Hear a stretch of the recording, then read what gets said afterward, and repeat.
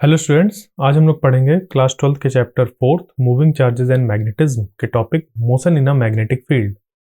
तो इसमें आखिर है क्या? देखिए, हम लोग ये पढ़ कर आए हैं कि अगर कोई एक रीजन है जहां पर कि इलेक्ट्रिक और मैग्नेटिक फील्ड दोनों मौजूद है, तो उस फील्ड में अगर एक चार्ज पार्टिकल एंटर करता है और वो जो चार्ज पार्टिकल है अगर उसका चार्ज क्यू है, तो उसमें जो फोर्स लगेगा वो होगा F is equal to Q E plus Q V cross B. यानी कि उस चार्ज पार्टिकल में अगर वेलोसिटी है तो उसमें मैग्नेटिक फोर्स और इलेक्ट्रिक फोर्स दोनों वर्क करते हैं। ठीक है, ये इलेक्ट्रोस्टैटिक फोर्स हो गया और ये मैग्नेटिक फोर्स हो गया अगर एक ऐसा रीजन है जहां पर इलेक्ट्रिक और मैग्नेटिक फील्ड दोनों मौजूद हैं। तो ये जो हम लोग का है, ठीक है, ये यहां पर इस एक्सप्रेशन को हम लोग कहते हैं लॉरेंज फोर्स। अब अगर कोई रीजन है जहां पर कि इलेक्ट्रिक फील्ड मौजूद नहीं है, तो होगा क्या कि सिर्फ जो उस पर फोर्स लगेगा वो मैग्नेटिक फोर्स अप्लाई होगा। क्लियर? इतना हमें पता था।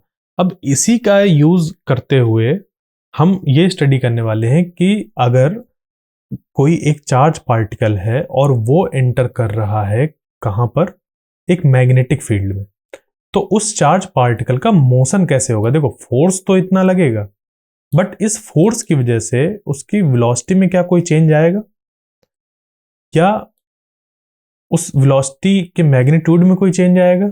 ये चीजें हमें देखनी है। तो इसके लिए अगर आप याद करें अपने क्लास 11th में जो वर्क एनर्जी हम लोग का चैप्टर था, ठीक है, वर्क एनर्जी एंड पावर, उसमें ये हम लोग ने पढ़ा है कि अगर कोई एक फोर्स मान लीजिए एक ऑब्जेक्ट है, उसकी वेलोसिटी इस डायरेक्शन में है, तो कोई एक फोर्स अगर इस वेलोसिटी के डायरेक्शन में लगता है तो पॉजिटिव वर्क होता है, और अगर कोई फोर्स इस वेलोसिटी के अपोजिट डायरेक्शन में लगता है तो नेगेटिव वर्क डन होता है। बट अगर कोई फोर्स इस वेलोसिटी के 90 डिग्रीज पे एक्ट होता है, तो ये फोर्स जो भी यहाँ पर एक्ट हो रहा है 90 डिग्रीज पे इस वेलोसिटी के साथ, तो कोई भी ये वर्क नहीं करता है, वर्क डन जीरो होता है इस फोर्स के द्वारा। क्योंकि जो हम लोग का एक्सप्रेशन होता है वो होता है W is equal to F S cos theta, और थीटा क्योंकि यहाँ पर 90 डिग्री हो जाता है एफ और वी के बीच में, ठीक है, ये डिस्प्लेसमेंट हम लोग का, तो उसकी वजह से जो हम लोग का बनता है वर्क वो जीरो हो जाता है। ठीक है, यहाँ पर वेलोसिटी से कहने का मतलब ये है कि अगर मूव इस वेलोसिटी इस तरफ है तो मूव भी वो इसी डायरेक्शन में करेगा, डिस्प्लेसमेंट इसी डायरेक्शन में होगा, हाँ है ना। तो जब डिस्प्लेसमेंट इसी डायरेक्शन में होगा तो फोर्स और डिस्प्लेसमेंट के बीच का एंगल हम लोग देखते हैं थीटा। तो मान लीजिए कि डिस्प्लेसमेंट इधर हो रहा है, ठीक है, जो डिस्प्लेसमेंट है वो इस तरफ हो रहा है, तो इसके बीच का अगर एंगल 90 डिग्रीज है तो जो वर्क डन होता है वो कितना होता है, जीरो होता है। ठीक है, ये हमें पता है। तो सेम चीज होती है यहां पर, जब कोई एक charge particle with velocity v enter करता है मैग्नेटिक फील्ड में, और जो ये वेलोसिटी है अगर मैग्नेटिक फील्ड के साथ 90 डिग्रीज पे है, ठीक है, ये वेलोसिटी मैग्नेटिक फील्ड के साथ 90 डिग्रीज में है, तो देखो उस पर फोर्स तो लगेगा। फोर्स तो लगेगा क्यों? क्योंकि जो फोर्स का एक्सप्रेशन है वो है हम लोग का, इसका अगर हम लोग मैग्नीट्यूड देखें तो ये होता है F is equal to Q V B sine theta. यानी कि अगर एक चार्ज पार्टिकल v वेलोसिटी से एक मैग्नेटिक फील्ड b में एंटर करता है और v और b के बीच का एंगल जो ये थीटा है वो 90 डिग्रीज है, तो साइन 90 की वैल्यू होती है 1, यानी कि जो फोर्स लगेगा वो क्यू वी बी होगा। अब गौर से देखिए, ये जो फोर्स निकल कर आया, ये फोर्स निकल कर आया, ये यहां क्रॉस प्रोडक्ट से अगर देखा जाए तो ये है v cross B. v cross B यानी कि ये जो फोर्स निकल कर आएगा इस चार्ज पार्टिकल के अंदर इस मैग्नेटिक फील्ड में मोशन की वजह से, वो होगा इस वेलोसिटी के परपेंडिकुलर डायरेक्शन में। ठीक है, वो होगा इस वेलोसिटी के परपेंडिकुलर डायरेक्शन में। तो उसकी वजह से ये जो मतलब जो फोर्स है ये किसी भी तरीके का वर्क डन नहीं करेगा इस वेलोसिटी में, यानी कि वेलोसिटी के मैग्नीट्यूड को ये नहीं बढ़ाएगा, ये सिर्फ और सिर्फ इस वेलोसिटी की डायरेक्शन को चेंज करेगा। क्लियर बात समझ में आई? ये कुछ वैसा ही हो गया जैसे कि अगर हमारी अर्थ की बात करें, उसके चारों तरफ सैटेलाइट जो मूव करती हैं, तो उस पर कंटिन्यूसली फोर्स, एक ग्रेविटेशनल फोर्स एक्ट होता है सेंटर की तरफ, जो इसकी वेलोसिटी होती है उसके परपेंडिकुलर डायरेक्शन में होता है, इस सैटेलाइट के वेलोसिटी के परपेंडिकुलर डायरेक्शन में होता है, जिसकी वजह से इस सैटेलाइट को मिलता है एक सेंट्रीपिटल फोर्स, और ये जो हमारी सैटेलाइट होती है वो सर्कुलर मोशन में ऐसे मूव करती है। यानी कि यहाँ पर ग्रेविटेशनल फोर्स एक सेंट्रीपिटल फोर्स प्रोवाइड कर रहा है, क्योंकि ये फोर्स है इस वेलोसिटी के परपेंडिकुलर डायरेक्शन में, और ये सिर्फ इसका डायरेक्शन चेंज करता है, मैग्नीट्यूड चेंज नहीं करता। तो सेम यहाँ पर भी होता है कि जब एक charge particle with velocity v move करता है एक मैग्नेटिक फील्ड B में, और अगर v और B के बीच का जो एंगल है वो 90 डिग्रीज हो, तो जो फोर्स होगा वो भी हम लोग का हमेशा V और B के 90 डिग्री में ही होगा। ठीक है, V और B के 90 डिग्रीज में ही होगा क्या उसकी वजह से कि जो ये वेलोसिटी है इसका सिर्फ और सिर्फ डायरेक्शन चेंज होगा, इसकी वेलोसिटी के मैग्नीट्यूड में किसी भी तरीके का चेंज नहीं आएगा। और क्योंकि ये जो फोर्स है वो इस वेलोसिटी के परपेंडिकुलर डायरेक्शन में होगा, तो सिचुएशन कुछ ऐसी होगी जिसकी वजह से वो जो चार्ज पार्टिकल होगा वो रोटेट करने लगेगा। तो आखिर इस पे कैसे होता है, कैसे क्या चीजें आती हैं, इस पे कैसे मूव करता है, इसका डेरिवेशन वगैरह पूरा हम लोग अब देखते हैं। ठीक है, तो सबसे पहले हमें यह समझना है कि जब यूनिफॉर्म मैग्नेटिक फील्ड में हम देख रहे हैं कि जो परपेंडिकुलर कंपोनेंट है वेलोसिटी का वो हम लोग का अनचेंज्ड रहता है। क्यों? क्योंकि जो फोर्स लगता है वो भी परपेंडिकुलर डायरेक्शन में होता है इस वेलोसिटी के, जिसकी वजह से वेलोसिटी के मैग्नीट्यूड में किसी भी तरीके का चेंज नहीं आता है। ठीक है, तो जो फोर्स लग रहा है वो क्या है? वो है हमारा Q V B sine theta. ठीक है, तो इसका हम लोग एक एक्सप्रेशन लेते हैं कुछ ऐसा कि और उस पर एक डायग्राम भी हम लोग का बनेगा। जैसे क्या कि अगर मैग्नेटिक फील्ड हमारी ऐसी है, क्रॉस याद आया? क्रॉस क्या रिप्रेजेंट करता है? क्रॉस जो होता है वो मैग्नेटिक फील्ड को रिप्रेजेंट कर रहा है। और कैसी मैग्नेटिक फील्ड है? ये सारी की सारी एक यूनिफॉर्म मैग्नेटिक फील्ड को रिप्रेजेंट कर रहा है, और जो डायरेक्शन है मैग्नेटिक फील्ड का into the plane of paper है। यानी कि मैग्नेटिक फील्ड अंदर जा रही है, यहां से मैग्नेटिक फील्ड यहां से अंदर तरफ जा रही है, और कहीं मान लीजिए ऐसा ये प्लेन है अगर, तो इस प्लेन के पीछे तरफ से कहीं से ऐसे निकल रही होगी। यहां से ये जा रही है तो ये पीछे निकल रही होगी, यहां से ये ऐसे एंटर करेगी इस पॉइंट पे, तो ये निकलेगी यहां से। ठीक है, ये यहां से एंटर करेगी ये, तो ये यहां से जाएगी। ठीक है, ये ऐसी डायरेक्शन है मैग्नेटिक फील्ड की। समझ पे आया? तो ये एक प्लेन में रिप्रेजेंट हो रही है मैग्नेटिक फील्ड, और ये मैग्नेटिक फील्ड क्या है? Directed into the plane of paper है। प्लेन ऑफ पेपर के अंदर जा रही है ये मैग्नेटिक फील्ड। क्लियर? अब इस पे हम लोग बनाएंगे जो वेलोसिटी की डायरेक्शन है वो। तो वेलोसिटी की अगर हम बात करें, लेट अस सपोज जो इस पे चार्ज पार्टिकल एंटर किया, उसकी जो वेलोसिटी की डायरेक्शन थी वो कुछ ऐसी थी। चार्ज पार्टिकल एंटर किया और वेलोसिटी की डायरेक्शन थी ऐसी।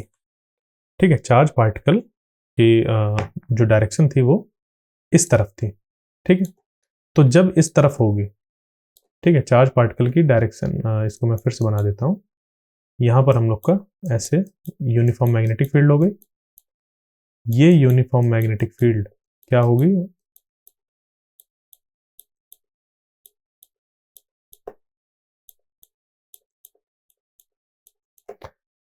इस यूनिफॉर्म मैग्नेटिक फील्ड में एक चार्ज पार्टिकल है जिसकी वेलोसिटी है इस डायरेक्शन पे। ठीक है, v इस डायरेक्शन में वेलोसिटी है। तो अब होगा क्या? देखो, इस पे फोर्स किधर लगेगा? v इस तरफ है और b नीचे तरफ है, तो v क्रॉस b निकालो, क्योंकि जो फोर्स होगा चार्ज पार्टिकल में वो लगेगा q v cross b। Force की जो डायरेक्शन होगी वो होगी v क्रॉस b। तो v की डायरेक्शन में अपने राइट हैंड के फिंगर्स को पुट करो और b डायरेक्शन पे, b की डायरेक्शन किधर है, into the plane of paper, मतलब अंदर तरफ। तो जब हम अपनी फिंगर्स को, राइट हैंड की फिंगर्स को v की डायरेक्शन में पुट करेंगे, फिर कर्ल करेंगे किसकी तरफ, घुमा लेंगे मैग्नेटिक फील्ड की डायरेक्शन में, तो जो थंब होगा वो शो कर रहा होगा इस चार्ज पार्टिकल में लगने वाले फोर्स की डायरेक्शन को। तो ये जो चार्ज पार्टिकल है इस पे फोर्स लगेगा इस डायरेक्शन में। करके देखिए आप, जो फोर्स की डायरेक्शन निकल कर आएगी वो निकल कर आएगी इधर, ठीक है, इधर। अब जैसे ही यहां पर फोर्स इस डायरेक्शन पे लगेगा, उसकी वजह से वेलोसिटी की डायरेक्शन चेंज हो जाएगी और वेलोसिटी हो जाएगी कुछ इस तरीके से, ठीक है। वेलोसिटी की सिर्फ डायरेक्शन चेंज होगी। अब वेलोसिटी की डायरेक्शन चेंज हो रही है जिसकी वजह से इसका मोमेंटम भी चेंज हो जाएगा, ठीक है। ये ऐसा चेंज हो गया, मैग्नीट्यूड चेंज नहीं हो रहा। अब इस वेलोसिटी के रिस्पेक्ट में जो फोर्स होगा उस वो 90 डिग्रीज पे होगा ऐसे। इसी तरीके से फिर जब यहां पर पार्टिकल आगे बढ़ जाएगा और वेलोसिटी की डायरेक्शन कुछ इधर हो जाएगी, तो फोर्स फिर इधर होगा, इधर लगेगा। फिर इसी तरीके से करते हैं, जब पार्टिकल यहां कहीं पहुंचेगा तो वेलोसिटी इधर होगी तो फोर्स इधर एक्ट होगा, ठीक है। इसी तरीके से जब पार्टिकल यहां पहुंचेगा तो वेलोसिटी की डायरेक्शन ऐसी हो जाएगी और फोर्स इधर एक्ट होगा। तो हम लोग क्या देख रहे हैं कि हर बार जो फोर्स है वो एक सेंटर की तरफ एक्ट हो रहा है, यानी कि ये जो फोर्स है वो वेलोसिटी की डायरेक्शन चेंज कर रहा है और as a centripetal force act हो रहा है, जिसकी वजह से ये चार्ज पार्टिकल एक सर्कुलर मोशन एग्जिबिट करेगा। तो यहां पर अगर मैं साफ साफ बनाऊं तो कुछ ऐसा होगा कि मान लीजिए वेलोसिटी इधर थी, ये इस पूरे रीजन पर जो मैग्नेटिक फील्ड है वो into the plane of paper मैं लेकर चल रहा हूँ, ठीक है। हर जगह जो मैग्नेटिक फील्ड है उसकी direction into the plane of paper है। तो वेलोसिटी इधर है उस चार्ज पार्टिकल की, जिसकी वजह से जो फोर्स लग रहा है वो इधर लग रहा है। जब वेलोसिटी इस तरफ होगी, क्योंकि ये ऐसे मूव करेगा, ऐसे मूव करते हुए जाएगा, और जब यहां पहुंचेगा इस पॉइंट पर, तो यहां वेलोसिटी हो गई इस तरफ और फोर्स लगेगा इस तरफ। इसी तरीके से यहां से आगे बढ़ते हुए जब ऐसे ऐसे ऐसे ऐसे ऐसे ऐसे आगे एक सर्कुलर पाथ बनाते हुए आगे बढ़ेगा, तो यहां कहीं जब पहुंचेगा पार्टिकल, तो उसको अगर फोर्स को रिप्रेजेंट करें कि डायरेक्शन क्या होगी, देखिए हर पॉइंट पर फोर्स लगेगा इस सेंटर की तरफ, तो वेलोसिटी इधर हो जाएगी और जो फोर्स एक्ट होगा वो इधर एक्ट होगा। ये फोर्स है, ये फोर्स है और ये फोर्स है। तो ये सारा जो फोर्स है इस चार्ज पार्टिकल जो कि मूव कर रहा है इस मैग्नेटिक फील्ड वाले रीजन पे, ये force as a centripetal force act हो रहा है। यानी कि ये जो फोर्स है क्यू वी बी, अब साइन थीटा में यहां पर जो थीटा है वो 90 डिग्रीज आ जाएगा, तो इसकी वजह से क्यू वी बी आ जाएगा। साइन 90 की वैल्यू होती है 1, तो क्यू वी बी, ये जो क्यू वी बी है ये सेंट्रीपिटल फोर्स की तरह एक्ट होगा। तो अब हम जो अपने क्लास 11th में पढ़कर आए हैं, ठीक है, चैप्टर 4th में, कि जब एक यूनिफॉर्म सर्कुलर मोशन होता है तो उस पे एक एक्सेलरेशन एक्ट होता है टुवर्ड्स द सेंटर, और वो जो फोर्स होता है टुवर्ड्स द सेंटर जो एक्ट होता है उसको सेंट्रीपिटल फोर्स करते हैं, और वो हमारा बराबर होता है M V square by R. यानी कि ये जो फोर्स एक्ट हो रहा है QVB, वो एक्ट हो रहा है एज अ सेंट्रीपिटल फोर्स, और सेंट्रीपिटल फोर्स को हम लोग लिखते हैं mv स्क्वायर बाई आर, जहां पर कि m है उस पार्टिकल का मास, v वेलोसिटी है जिस वेलोसिटी के साथ वो मूव कर रहा है, और r है रेडियस, क्योंकि देखो ये एक सर्कुलर पाथ ऐसे बना रहा है, ठीक है। तो सर्कुलर पाथ बना रहा है जहां पर यहाँ पे फोर्स इधर होगा और वेलोसिटी इधर होगी। तो ये देखो सेंटर की तरफ ऐसा आ रहा है, तो इसका एक रेडियस होगा, ये जो रेडियस है, और ये v वेलोसिटी है। तो ये v वेलोसिटी, यही v वाली वेलोसिटी है q, इस चार्ज, क्योंकि यहाँ पर ये चार्ज पार्टिकल है तो ये इसका चार्ज हो गया, v हो गया, और यहाँ पर जो पूरी मैग्नेटिक फील्ड मौजूद है वो into the plane of paper है जिसकी वैल्यू है b, जिसकी वैल्यू है b। तो QVB इक्वल टू m है इस चार्ज पार्टिकल का मास, v है इसकी वेलोसिटी, तो mv²/r ये हो गया। तो इसको अगर हम लोग देखें तो इसको यहां से लिखा जा सकता है QB is equal to mv/r। कैसे लिखा? इस v से एक v कैंसिल आउट करती तो हो गया QB इक्वल टू mv/r। यहां से अगर हम लोग लिखना चाहें तो इसको लिख सकते हैं क्या, R is equal to mv/qb, mv/qb। तो ये जो हुआ ये निकल कर क्या आया? ये निकल कर आया कि मान लीजिए कि एक चार्ज पार्टिकल v वेलोसिटी से मूव कर रहा था और वो इस मैग्नेटिक फील्ड वाले रीजन में एंटर किया जहां पर कि मैग्नेटिक फील्ड और इस वेलोसिटी के बीच का जो एंगल था वो 90 डिग्री था। कितना है? 90 डिग्री। तो उस पर एक फोर्स एक्ट होगा, वो होगा QVB के बराबर, और ये फोर्स है मैग्नेटिक फोर्स। और क्योंकि ये जो फोर्स है इसकी डायरेक्शन इस वेलोसिटी के परपेंडिकुलर डायरेक्शन में निकल कर आएगी। ठीक है, इसको हम लोग ने राइट हैंड जो क्रॉस प्रोडक्ट रूल होता है उसकी हेल्प से निकाला है। तो फोर्स की डायरेक्शन V क्रॉस B है, तो V और B दोनों के परपेंडिकुलर होगी, तो F हमारा इधर निकल कर आएगा जो कि V के परपेंडिकुलर है।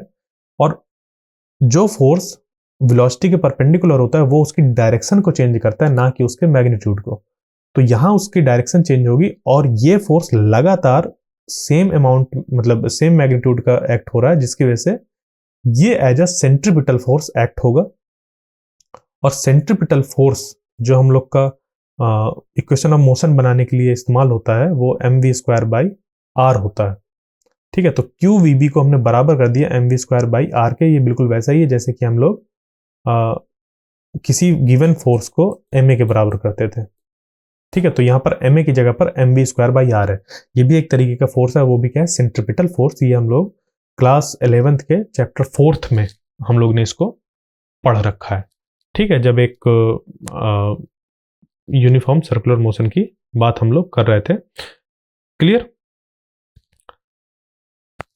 फिर उसके बाद जब मोशन इन अ प्लेन था ना, मोशन इन अ प्लेन की बात थी। ठीक है, तो ये ऐसा हुआ। अब यहां से हम लोग का ये जो निकल कर आया QVB is equal to mv²/r, ये हो गया।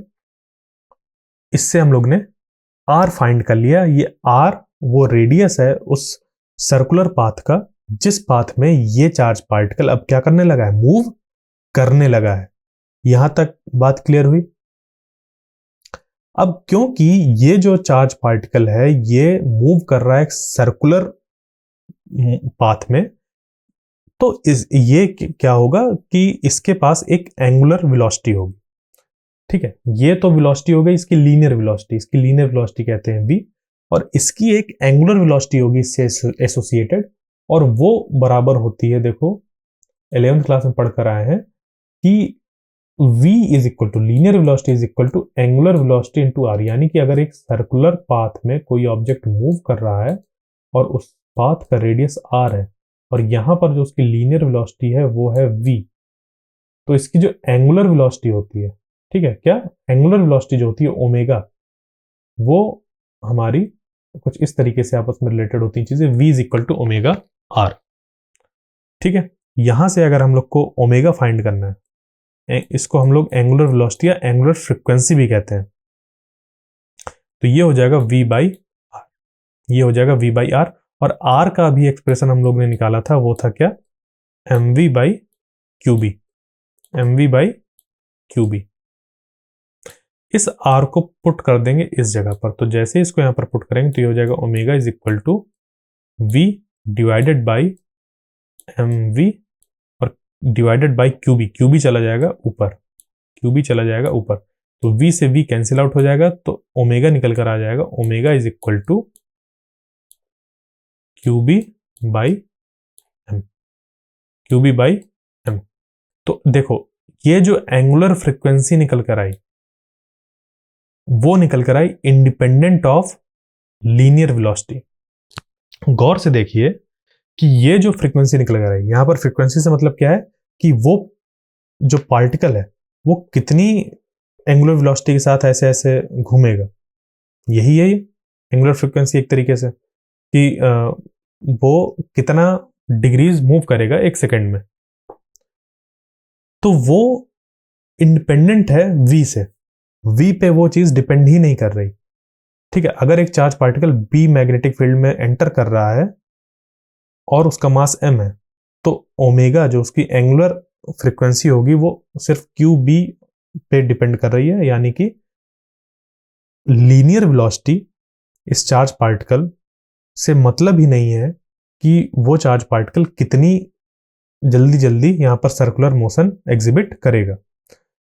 ठीक है, जो पूरी की पूरी एंगुलर वेलोसिटी है या कह लीजिए कि एंगुलर फ्रीक्वेंसी है, वो डिपेंड कर रही है किस पे,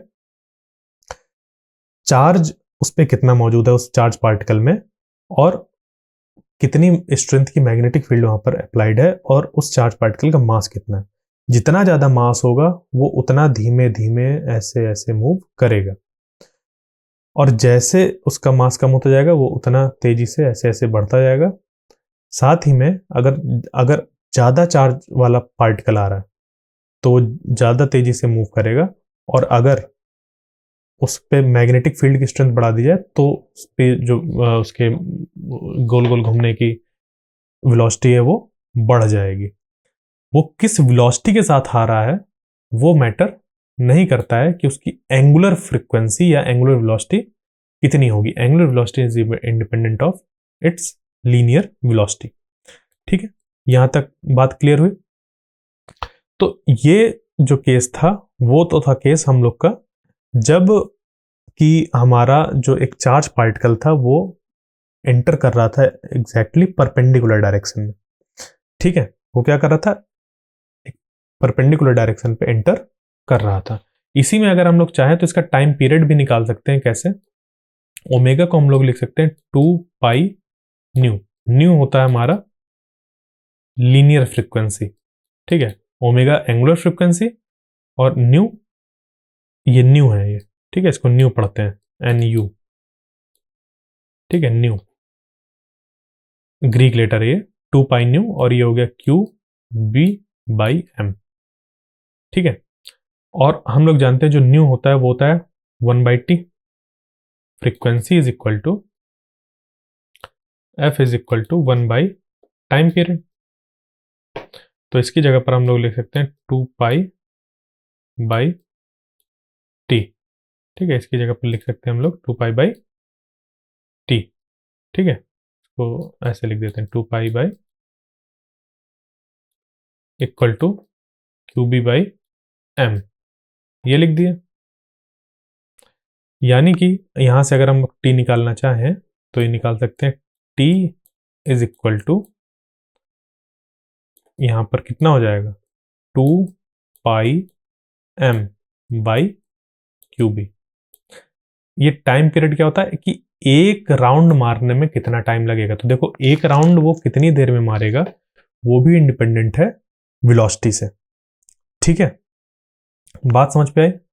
तो चार्ज पार्टिकल अपने कितनी एनर्जी के साथ आ रहा है वो भी इंडिपेंडेंट है एंगुलर फ्रीक्वेंसी के साथ। ठीक है, यहां तक क्लियर। तो इस तरीके से हम लोग इस प्रॉपर्टी को कि जो एंगुलर वेलोसिटी होती है या एंगुलर फ्रीक्वेंसी होती है वो उसके लीनियर वेलोसिटी से इंडिपेंडेंट होती है, हम लोग एक डिवाइस कंस्ट्रक्ट कर सकते हैं जिसको कि साइक्लोट्रॉन कहा जाता है। ये एक ऐसी डिवाइस होती है जो हाई एनर्जी पार्टिकल्स, ठीक है, हाई एनर्जी पार्टिकल्स को जनरेट करने के काम आती है। फिलहाल ये आपके सिलेबस में नहीं है, ये कभी हुआ करती थी, मतलब कि आपके सिलेबस में अब नहीं है। 1-2 साल पहले ये हुआ करता था साइक्लोट्रॉन, अब आपके सिलेबस से हटा दिया गया है। तो हमें वहां तक अपने डिस्कशन को लेकर नहीं जाना है, सिर्फ ये बातें ध्यान रखनी है जो कि अभी मैंने डिस्कस किया। क्लियर? अभी ये जो केस था इसमें क्या था कि जो चार्ज पार्टिकल था वो मैग्नेटिक फील्ड के साथ एग्जैक्टली 90 डिग्रीज बनाते हुए एंटर कर रहा था। ठीक है, मान लीजिए कि जो ये चार्ज पार्टिकल है वो मैग्नेटिक फील्ड के साथ 90 डिग्रीज बनाने के बजाय कुछ एंगल बनाते हुए एंटर करे। ठीक है, लेट अस सपोज हमारे पास इधर ऐसा, ये ऐसा और ये ऐसा, ये y, ये z और इधर x। ठीक है, x एक्सिस ऐसे। यहां पर मैग्नेटिक फील्ड है ऐसे, इस डायरेक्शन में। ठीक है, अब उसके बाद यहां पर एक चार्ज पार्टिकल एंटर कर रहा है -z डायरेक्शन पे नहीं, ऐसे। ठीक है, कुछ ऐसे एंटर कर रहा है, उसकी वेलोसिटी कुछ एंगल फॉर्म कर रही है, किसके साथ? मैग्नेटिक फील्ड के साथ। जो इनिशियल वेलोसिटी है उस चार्ज पार्टिकल की, वो कुछ एंगल फॉर्म कर रही है मैग्नेटिक फील्ड के साथ, वो एग्जैक्टली 90 डिग्रीज पे नहीं है। तो होगा क्या, इसके दो कंपोनेंट ब्रेक होंगे, एक v पैरेलल और दूसरा v परपेंडिकुलर।